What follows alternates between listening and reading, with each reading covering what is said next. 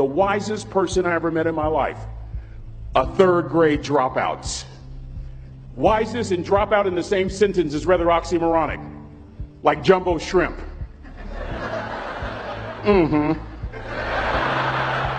Like fun run, ain't nothing fun about it. Like Microsoft Works, y'all don't hear me. I used to say like country music, but I've lived in Texas so long, I love country music now. I hunt, I fish, I have cowboy boots and cowboy. Y'all, I'm a black neck redneck. Do you hear what I'm saying to you? No longer oxymoronic for me to say country music. And it's not oxymoronic for me to say third grade and dropout. That third grade dropout, the wisest person I ever met in my life, who taught me to combine knowledge and wisdom to make an impact, was my father. A simple cook. Wisest man I ever met in my life. Just a simple cook. Left school in the third grade to help out on the family farm, but just because he left school doesn't mean his education stopped. Mark Twain once said, "I've never allowed my schooling to get in the way of my education."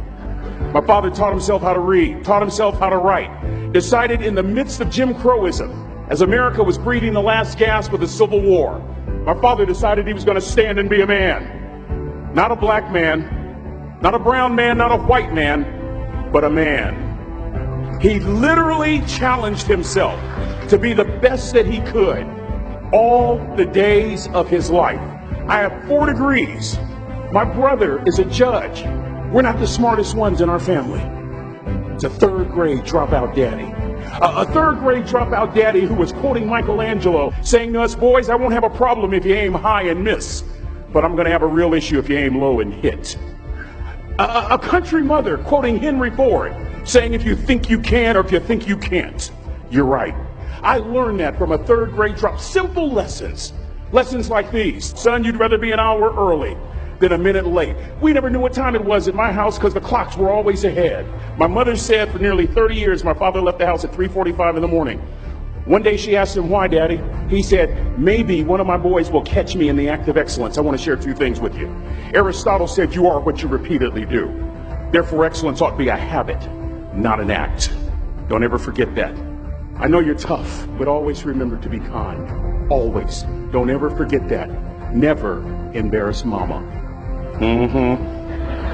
Yeah. If mama ain't happy, ain't nobody happy. If daddy ain't happy, don't nobody care. But I'm trying to tell you. Next lesson. Lesson from a cook over there in the galley. Son, make sure your servant's towel is bigger than your ego. Ego is the anesthesia that deadens the pain of stupidity. Y'all might have a relative in mind you want to send that to. Let me say it again.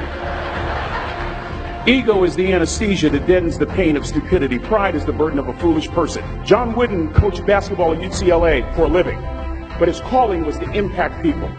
And with all those national championships, guess what he was found doing in the middle of the week? Going into the cupboard, grabbing a broom, and sweeping his own gym floor. You want to make an impact? Find your broom. Every day of your life, you find your broom. You grow your influence that way. That way you're attracting people so that you can impact them. Final lesson. Son, if you're going to do a job, do it right. I've always been told how average I can be. Always been criticized about being average. But I want to tell you something. I stand here before you, before all of these people, not listening to those words, but telling myself every single day to shoot for the stars, to be the best that I can be. Good enough isn't good enough if it can be better, and better isn't good enough if it can be best. Let me close with a very personal story that I think will bring all this into focus. Wisdom will come to you in the unlikeliest of sources, a lot of times through failure. When you hit rock bottom, remember this. While you're struggling, rock bottom can also be a great foundation on which to build and on which to grow. I'm not worried that you'll be successful. I'm worried that you won't fail from time to time.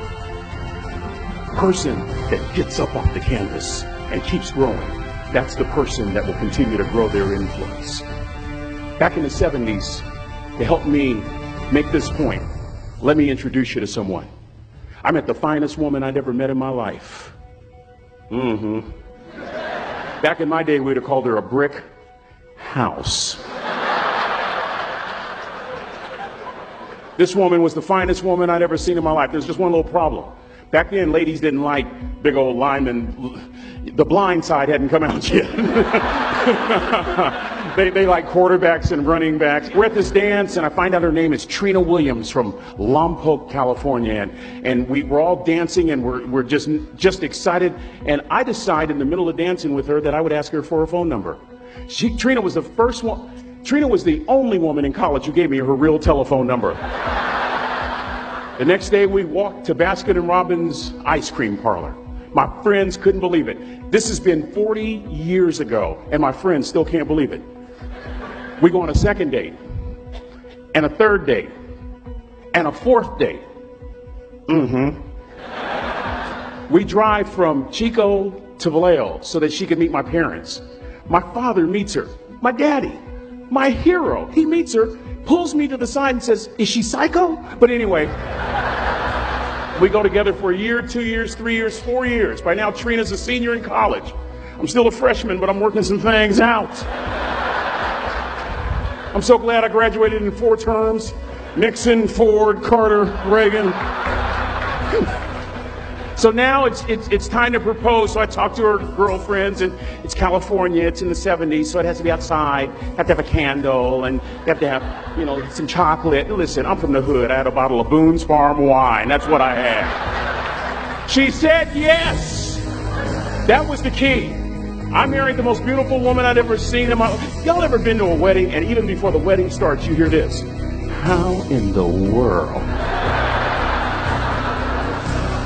And it was coming from my side of the family.